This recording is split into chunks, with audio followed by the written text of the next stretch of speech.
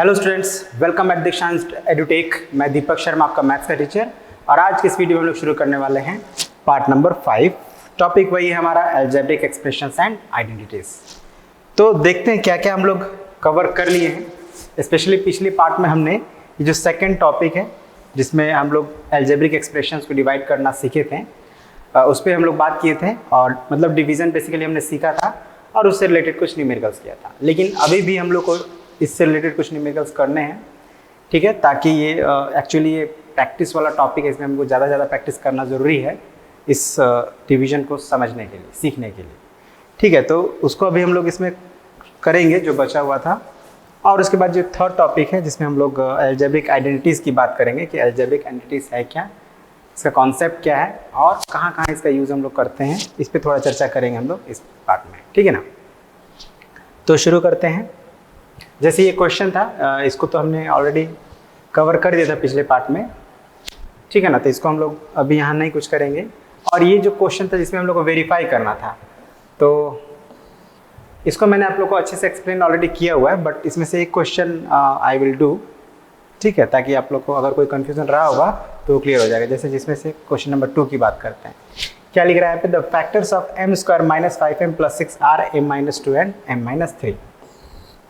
तो आपको याद होगा पिछले क्लास में आपने या मे बी 5 और 6 में आपको बताया गया होगा कि अगर कोई दो नंबर लाइक 3 और 5, इसको मल्टीप्लाई करने से अगर हमें मिलता है एक नंबर 15, तो इसका मतलब क्या होता है कि 3 और 5 15 के फैक्टर्स हैं। तो अगर इसी चीज़ से अगर इसको कंपेयर करें तो मान लेते हैं ये हमारा क्या है 15 के प्लेस पे है और इसके फैक्टर्स क्या है m-2 और m-3। तो अगर ये दोनों इसके फैक्टर्स हैं तो इन दोनों का प्रोडक्ट इसके बराबर होना चाहिए, है ना। इसके हिसाब जैसे कि 3 और 5 15 के फैक्टर्स है, तो 3 और 5 का प्रोडक्ट क्या होता है 15 होता है, 15 हो रहा है। तो यहाँ पे हम इसको मल्टीप्लाई करके देख लेंगे, अगर ये इसके बराबर हो जाता है तो वो फैक्टर्स है।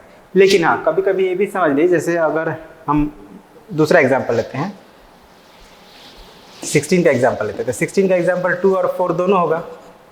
16 के फैक्टर 2 और 4 दोनों ही होगा, है ना। लेकिन आप देख रहे हैं कि 2 और 4 का प्रोडक्ट 16 के बराबर नहीं होता है, तो ठीक है ना। तो यहाँ पे आपको एक बात का ध्यान रखना पड़ेगा, हर हाल में ऐसा नहीं होगा। तो हम लोग अभी क्या कर रहे हैं, इसको देखने से हमें लग रहा है कि इनका प्रोडक्ट जो है, इन दोनों का प्रोडक्ट इसके बराबर होगा।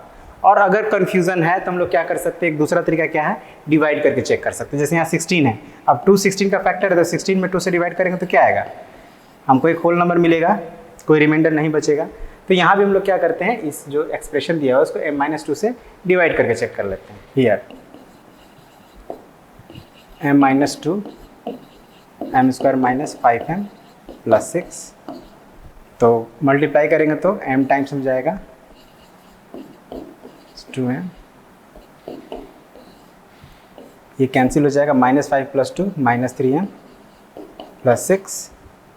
अब -3 टाइम्स में जाएगा तो -3 से मल्टीप्लाई करेंगे तो -3m minus plus 6 plus minus cancel हो गया। मतलब m-2 जो गिवन एक्सप्रेशन उसको डिवाइड कर दे रहा है, तो कर दे रहा है, it means m-2 is a factor of this expression. और आप देख रहे हैं कि जिस कोशेंट आया है m-3, है ना, यानी कि कोशेंट जो है ऑब्वियसली अगर कोशेंट से भी डिवाइड करने पर वो डिविजिबल होता है ना। जैसे यहाँ पे 16 में 2 से डिवाइड किए तो 8 कोशेंट आया, अब इसी 16 को जब 8 से डिवाइड करेंगे तो कोशेंट हमारा 2 आएगा। मतलब इसको सॉल्व करने से हमें पता चल रहा है कि m-2 और m-3 दोनों ही इसके फैक्टर्स हैं, तो वेरीफाइड हो गया। अभी हम लोग लिख सकते हैं।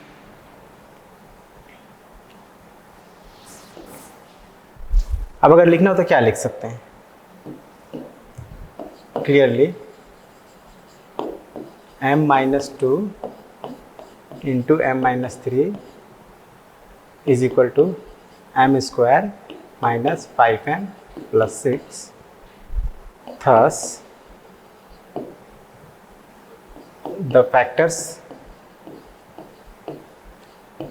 of m² minus 5m plus 6 are m-2 into m-2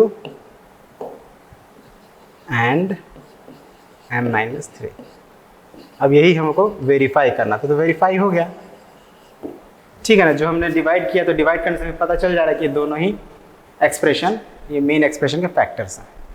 तो बेसिकली यही करना है आपको अदर में भी। जो नंबर 3 है यहाँ भी आप क्या करेंगे, ये जो गिवन एक्सप्रेशन है इसको इस वाला एक्सप्रेशन से डिवाइड करेंगे।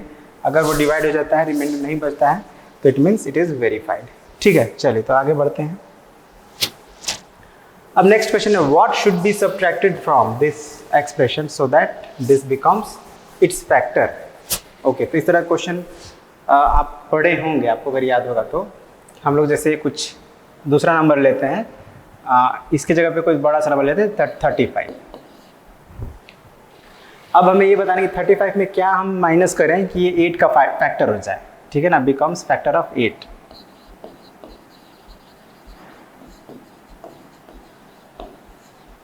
तो इस सिचुएशन में क्या करना चाहिए? ऑब्वियसली 35 8 से डिविजिबल नहीं है, लेकिन अगर हम 8 से डिवाइड करें तो हम क्या पाएंगे, हम पाएंगे कि 3 हमारा रिमाइंडर बच जा रहा है। मतलब 32 8 से डिविजिबल है, 35 डिविजिबल नहीं है। तो अगर हम 35 में से ये 3 माइनस कर दें तो हमें क्या मिलेगा, 32 मिलेगा। तो 32 क्या हो जाएगा, 8 का I mean 8 से डिविजिबल हो जाएगा। तो उसी तरह सेम वही प्रोसेस यहाँ पे अपनाना है कि हमारा ये फैक्ट एक एक्सप्रेशन दिया हुआ है।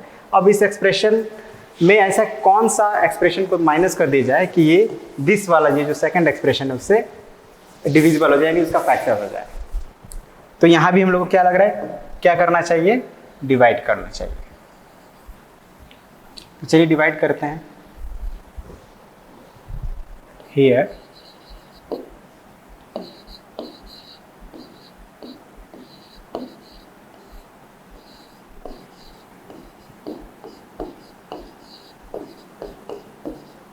ध्यान दीजिएगा, जब भी हम लोग डिवाइड करें तो याद रखना, इस बात का ध्यान रखना कि जो डिवाइजर होगा हमारा, उसका डिग्री हमेशा ही डिविडेंड के डिग्री से कम होगा। इसका डिग्री देखिए 4 है और इसका 3 है, तो कम होना चाहिए। तो ठीक है, अब हम लोग डिवाइड करेंगे तो 4y³ में किससे मल्टीप्लाई करेंगे, 8y4 हो जाए। कोई कंफ्यूजन हो तो हम क्या करेंगे, यहाँ पे डिवाइड कर लेंगे। तो 4 से 2 टाइम्स में कटेगा, और ये अब 4 में से 3 घटाइएगा तो क्या हो जाएगा, 2y होना है ना। डिवीजन में पावर को माइनस करते हैं तो 4 - 3 1, y टू द पावर 1, तो 2y हो गया। इसका मतलब ये है कि हमको इसको 2y से मल्टीप्लाई करना पड़ेगा। तो 2y लिख दे रहे हैं। अब 2y से मल्टीप्लाई करेंगे दोनों में, तो ये हो जाएगा 8y4 एंड माइनस 2 8 जा 16y²। सब्ट्रैक्ट करेंगे तो साइन चेंज हो जाएगा, बताएं हैं जो हमारा जिसको भी सब्ट्रैक्ट कर रहे हैं उसका साइन चेंज हो जाता है। तो ये कट जाएगा -17 + 16 -y² + 2। अब आप देख रहे हैं क्लियरली कि यहाँ पे जो हमारा रिमाइंडर मतलब ये जो बचा है, अब इसको नहीं लिखते हैं, क्या बचा है हमारा, -y² बचा है। अब ऊपर से आ गया 2। अब आप ध्यान दें तो ये y² हो गया, इसका पावर जो है इससे कम हो गया, इसका डिग्री, ये जो हमारा बच रहा है रिमाइंडर नीचे, इसका डिग्री डिवाइजर के डिग्री से कम हो गया है। ठीक है, तो कम हो गया है तो हम इसको डिवाइड नहीं कर सकते। तो डिवाइड नहीं कर सकते हैं तो फिर क्या कर सकते हैं, इस चीज़ को हम लोग अगर ये मतलब डिवाइड होना हो, अगर करना ही है इसको डिवीजन, तो हमें क्या करना पड़ेगा, ये वाले पार्ट को माइनस करना पड़ेगा, है ना। ये एक्स्ट्रा रिमाइंडर क्या होता है, एक्स्ट्रा होता है। तो ये आपका एक्स्ट्रा बच रहा है, तो अब इसको क्या करना पड़ेगा, ये वाला जो नीचे हमें एक्सप्रेशन मिला, इसी को हम लोग को मेन एक्सप्रेशन में से घटा देना है। अगर मेन एक्सप्रेशन में से इसको हम लोग घटा देंगे तो जो हमारा एक्सप्रेशन आएगा वो इस वाले एक्सप्रेशन से डिविजिबल हो जाएगा, है ना। तो यही हमारा आंसर होगा, थस रिक्वायर्ड एक्सप्रेशन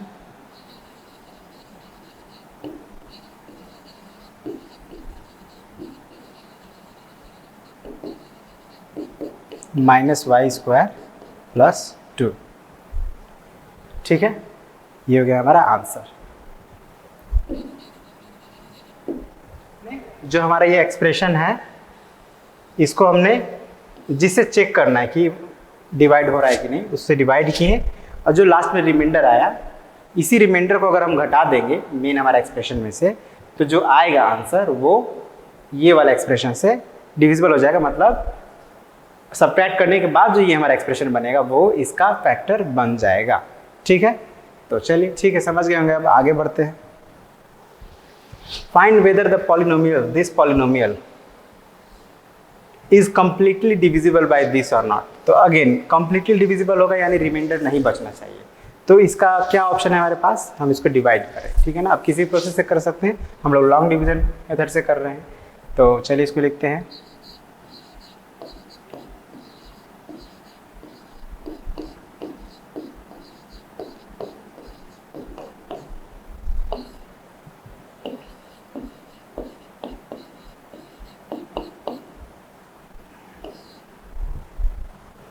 ठीक है, तो अगेन सेम वही चीज़ है, हमें यहाँ पे कितने हैं उससे मतलब नहीं, हमें अपना जो एक रूल को फॉलो करना है। हमें सिर्फ फर्स्ट टर्म पर चेक करना है कि वो डिवाइड हो रहा है कि नहीं, फर्स्ट टर्म पर ध्यान देना है बस, इसका फर्स्ट टर्म और इसका फर्स्ट टर्म। तो 4a4 2a² डिवाइड करेंगे तो ये हो जाएगा 2a², मतलब 2a² से मल्टीप्लाई करने पर, है ना, इसका फर्स्ट 2a² को 2a² से मल्टीप्लाई करने पर 4a⁴ हो जाएगा। तो हम करेंगे क्या, तो इस 2a² को सभी से मल्टीप्लाई करके इसके नीचे लाइन से लिख देंगे। तो देखिए क्या होता है, ये 4a4 हो जाएगा -3a इंटू 2a², -2 3 6a³, फिर +1 से करेंगे तो +2a²। अब सब्ट्रैक्ट करेंगे तो ये जो हो जाएगा माइनस हो जाएगा, ये प्लस हो जाएगा और ये माइनस हो जाएगा। अब आप देखिए 4a का पावर 4 और ये कैंसिल, 8 में से 6 गया तो -2a³, अब 5 में से 2 गया तो +3a²। अब कैसे माइनस हो रहा है कैसे प्लस हो रहा है आपको समझ में आ रहा होगा, निगेटिव बड़ा है तो निगेटिव, पॉजिटिव बड़ा है तो पॉजिटिव। अब यहाँ से क्या आएगा, माइनस से +1, सब दोनों को उतार दीजिए, कोई दिक्कत नहीं है। ठीक है, अब हमारा एक्सप्रेशन हो गया ये नीचे, इस पर अब ध्यान दीजिए। इसका फर्स्ट टर्म -2a³ और यहाँ पे 2a², किससे गुना करना पड़ेगा, -1a से। तो 1 को लिखने की जरूरत नहीं है, सिर्फ a लिखते हैं। तो -a इंटू 2a² -2a³। ठीक है, -a into 2a² -2a³, -a into -3a, minus plus 3a²। फिर -a को +1 से मल्टीप्लाई करिए तो -a हो जाएगा, प्लस माइनस प्लस। अब ये तो कैंसिल हो गया, ये कैंसिल हो गया और ये भी कैंसिल, लेकिन 1 बच गया हमारा। तो कहने का मतलब it is not completely divisible.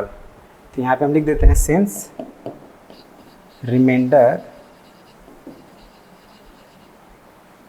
is equal to 1, therefore given expression is not completely divisible, या given polynomial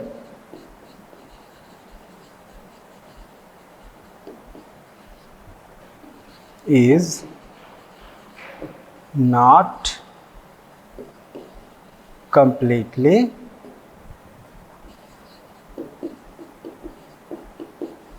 divisible। ठीक है ना, क्या किया हम लोग, डिवाइड किए तो हमें रिमाइंडर मिल गया 1। अब रिमाइंडर जब 1 मिल गया तो इसका मतलब it is not completely divisible.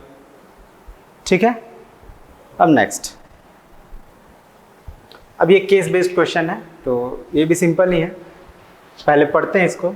Niharika participates in poster making competition, मतलब एक ऐसा कंपटीशन जिसमें पोस्टर बनाना है ना, पोस्टर मतलब स्कूल में। They were given a choice to make the poster. अब पोस्टर जो बनाना है किस टॉपिक बनाना है, तो 2 टॉपिक हैं, एक स्टे हेल्दी इन स्कूल और दूसरा कीप योर सिटी क्लीन, है ना। 2 टॉपिक दिया गया कि या तो आप स्टे हेल्दी इन स्कूल के ऊपर आप एक पोस्टर बनाएं या कीप योर सिटी क्लीन के ऊपर आप पोस्टर बनाएं। तो ये जो शिव है निहारिका, वो कीप योर सिटी क्लीन ये वाले टॉपिक को सेलेक्ट करती है और इसी पे वो पोस्टर बनाती है। अब इसी के बेस पे कुछ क्वेश्चंस दिए गए हैं, उसका आंसर हमें बताना है। जैसे पहला है, if the area of her poster is, this is the area of her poster. Poster का पेपर जो वो लेती है उसका एरिया कितना है, 8x² - 10x - 63 square units. Square units मतलब वो स्क्वायर सेंटीमीटर हो सकता है, स्क्वायर इंच हो सकता है, जो भी हो, स्क्वायर मीटर भी हो सकता है। And its length is 4x + 9 unit. Find its width, मतलब जो पोस्टर है उसका area, we know the area, this is the area and this is length. हमें एरिया पता है, लेंथ पता है, हमें बताना क्या है, तो विड्थ का बताना है। तो विड्थ का फॉर्मूला तो हम जानते हैं। ठीक है, नेक्स्ट पेज पे हम लोग सॉल्व करते हैं इसको। क्वेश्चन वही है, देखिए सेम क्वेश्चन है, length is given, width find करना है। तो हम लोग लिखते हैं इसको, area is equal to -10x -63 and length 4x + 9। Thus width is equal to, width का फॉर्मूला अगर नहीं पता तो याद रखिए एरिया डिवाइडेड बाय लेंथ होता है। मतलब हमें क्या करना है, 8x² -10x एंड -63 को डिवाइड कर देना है 4x + 9 से। अभी डिवाइड कैसे करेंगे, तो इसके आगे का प्रोसेस आप करेंगे। क्या करना है, जैसे डिवाइड करें तो लॉन्ग डिवीजन मेथड से डिवाइड करेंगे, ठीक है, और जो आएगा वो हो जाएगा आपका विड्थ। तो इसको इसके आगे का जो है वो आप खुद करेंगे।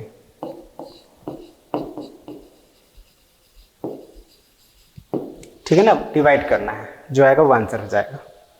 अब सेकंड क्वेश्चन उसमें क्या था, if an exhibition rewards, rewards मतलब इनाम मिलता है, एग्जीबिशन जब वो काम करी उसका इनाम उसको मिल रहा है, तो उसको कितना इनाम मिल रहा है, 5x + 10 रुपीज़ एक पोस्टर बनाने के लिए। अब वो खुद कितना पोस्टर बनाती है, 5 पोस्टर बनाती है, तो उसको कितना मिलेगा,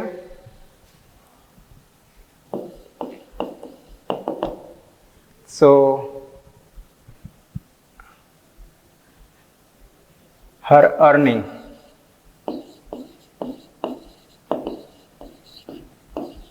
for 5 posters क्या हो जाएगा, तो उसको रुपीज़ 5x + 10 मिल रहा है एक के लिए। अब 5 बना रही थी, 5 से मल्टीप्लाई कर देंगे तो क्या हो जाएगा, rupees 5 5 = 25x + 5 10 = 50। So this is our earning. अब यहाँ जो अर्निंग मिल रहा है बेसिकली हम लोग को एक एक्सप्रेशन के फॉर्म में मिल रहा है ना। अब x के वैल्यू अगर हम पुट करेंगे तो उसका अर्निंग निकल जाएगा। तो ठीक है, तो यही हमारा आंसर है। सिंपल है, बस यहाँ पे हम लोग नंबर्स की जगह पे एक्सप्रेशन यूज कर रहे हैं। अब नेक्स्ट क्वेश्चन, ये अलग है, केस बेस्ड क्वेश्चन का पार्ट नहीं है, ये अलग क्वेश्चन है। Find the expression by which we should divide to get quotient 2x - 5। अब ध्यान से समझिएगा इसको, हमें एक ऐसा एक्सप्रेशन फाइंड करना है कि इसको डिवाइड करने पर हमें क्वोशिएंट मिल जाए दिस वन। तो यानी कि डिवाइजर फाइंड करना है ना, this is our dividend and this is our quotient. तो डिवाइजर क्या होता है, हियर डिविडेंड एक्सप्रेशन, मतलब डिविडेंड इज इक्वल टू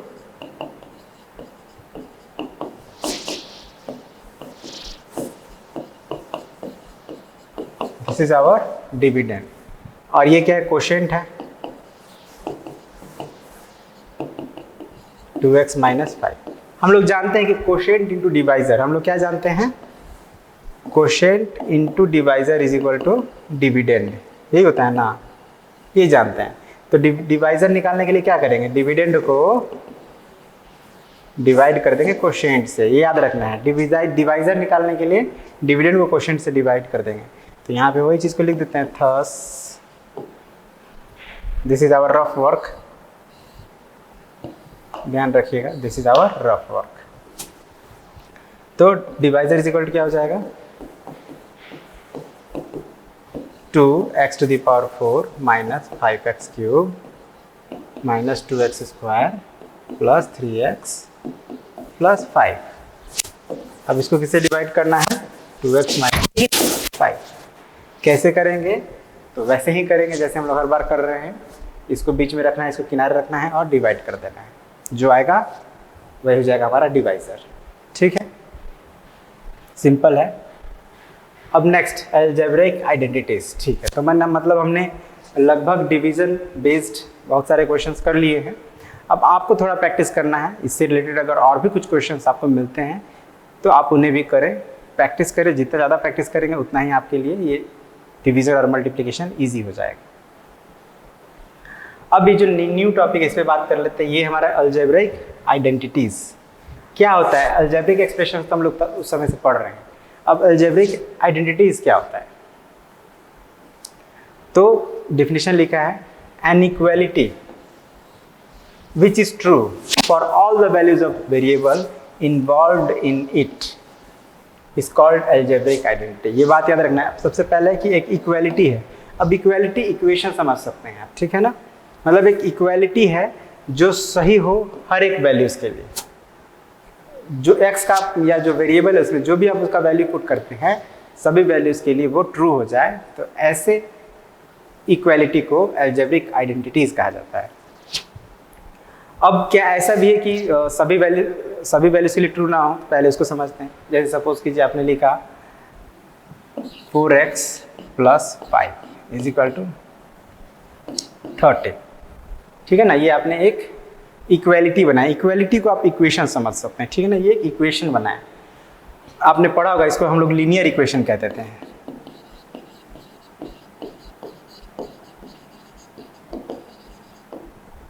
ठीक है, क्या है? ये लीनियर इक्वेशन है। अब यहाँ पे जब आप सॉल्व करेंगे तो आपको x का सिर्फ एक ही वैल्यू मिलेगा, ठीक है ना। चलिए हम लोग इसको अलग अलग वैल्यू से एक बार चेक करते हैं, ठीक है। इसको इक्वेशन बना, बीच में इक्वल्स टू का साइन है, लेफ्ट वाला पार्ट कहलाता है लेफ्ट हैंड साइड, राइट वाला पार्ट कहलाता है राइट हैंड साइड। तो मतलब एक ऐसा इक्वालिटी जिसमें जो वेरिएबल है, यहाँ पे वेरिएबल हमारा x है, x के किसी भी वैल्यूज के लिए अगर वो दोनों ही साइड इक्वल हो जाए तो उसको हम लोग आइडेंटिटी कहेंगे। अब हमें ये देखना है क्या ऐसा है यहाँ पे, तो चलिए देखते हैं 1 बाय 1। पहले हम लोग x की वैल्यू 0 रखते हैं, तो 4 × 0 + 5 क्या हो जाएगा? 0 + 5। अब देखिए ये तो RHS के इक्वल टू आया ही नहीं, कहाँ ट्रू है? पहला ही वैल्यू में फेल हो गया ये। एक और वैल्यू चेक करते हैं 1, तो 1 + = क्या होगा? तो 4 × 1 = 4 + 5 9 हो गया। यहाँ भी RHS के इक्वल नहीं है, 2 रखते हैं, 8 + 5 = 13। यहाँ पे ये RHS के इक्वल आ रहा है, मतलब यहाँ पे हमें x का एक ही वैल्यू मिला, x = 2, ठीक है। तो ये इसको हम इक्वालिटी तो कहेंगे लेकिन इसको आइडेंटिटी नहीं कहेंगे। क्यों नहीं कहेंगे? क्योंकि ये हर एक वैल्यू के लिए RHS के बराबर नहीं हो रहा है, एक पर्टिकुलर वैल्यू के लिए ही ये RHS के इक्वल हुआ है। वो वैल्यू क्या है? 2 है। तो इस 2 को हम कहेंगे सॉल्यूशन ऑफ दिस इक्वालिटी, या root of this equation, solution of this equation हम लोग बोल सकते हैं। यहाँ पे x = 2 is the solution of this equation, है ना। अब इसको कुछ हम लोग और एग्जाम्पल लेते हैं।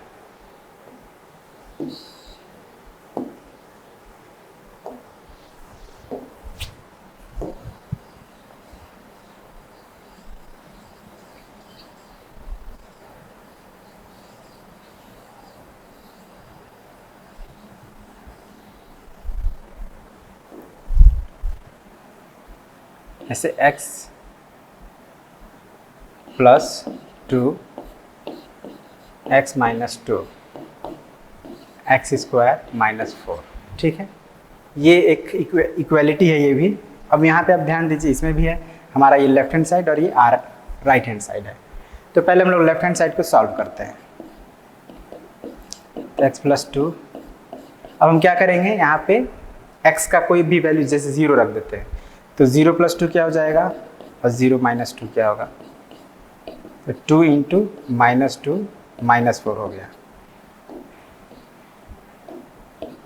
अब यहाँ RHS को सॉल्व करते हैं उसी वैल्यू पे 0 पे, तो 0 का स्क्वायर -4 = 0 - 4 = -4। अब देखिए तो आपको दोनों वैल्यू सेम मिल गया।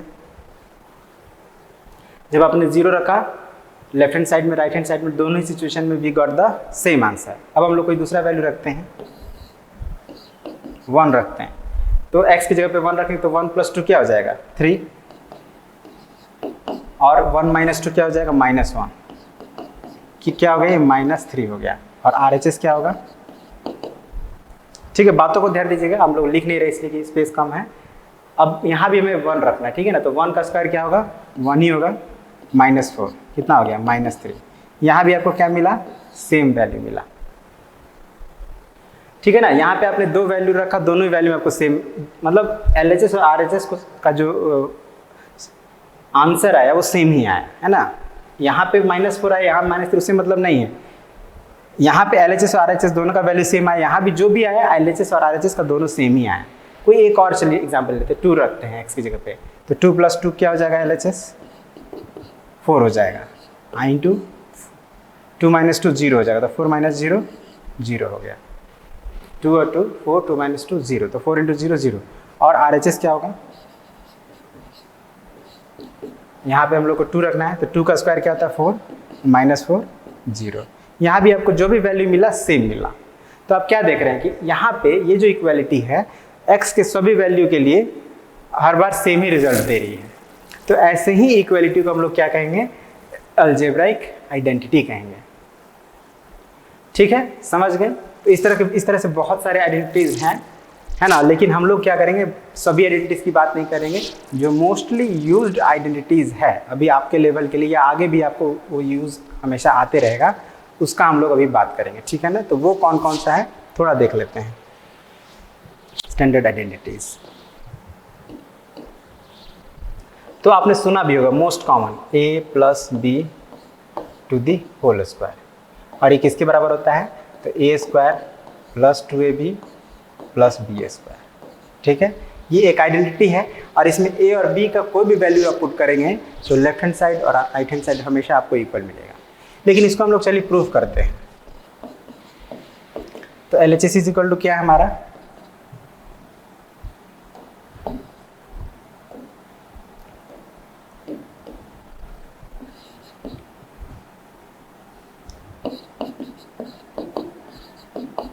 अब a + b to the whole square का मतलब क्या हुआ, a + b × a + b। अब इसका मतलब क्या हुआ, a × a + b + b × a + b। अब इसका मतलब क्या हुआ, इसे मल्टीप्लाई करके डिस्ट्रीब्यूटिव लॉ आपको पता है, a² + ab, अगेन ये ab + b²। अब यहाँ ab क्यों कर दिया, क्योंकि ba लिखिए ab लिखिए बात बराबर है। अब 1 ab और 1 ab कितना आ गया, 2 ab हो गया।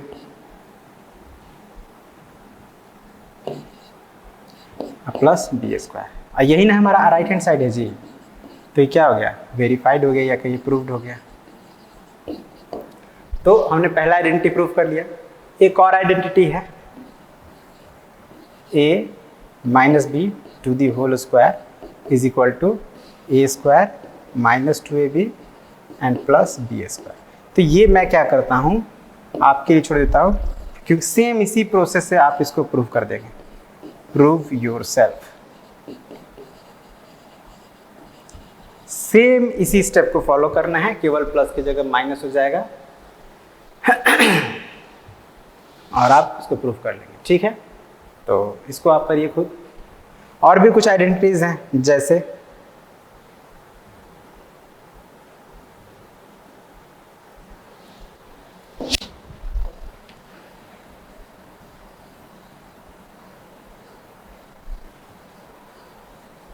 ये जो आइडेंटिटीज है मोस्ट यूज्ड है, मोस्ट कॉमन आइडेंटिटीज है, इसको हमेशा आपको याद रखना है। हमेशा ये आपके कभी ना कभी कहीं ना कहीं आपको इसका ज़रूरत पड़ सकता है। बेसिक्स हैं, एकदम बेसिक है। अब एक third, a² - b² is equal to a + b × a - b। अब ज़रूरी है कि हम लोग हर बार LHS टू RHS ही प्रूव करें, RHS टू LHS भी प्रूव कर सकते हैं।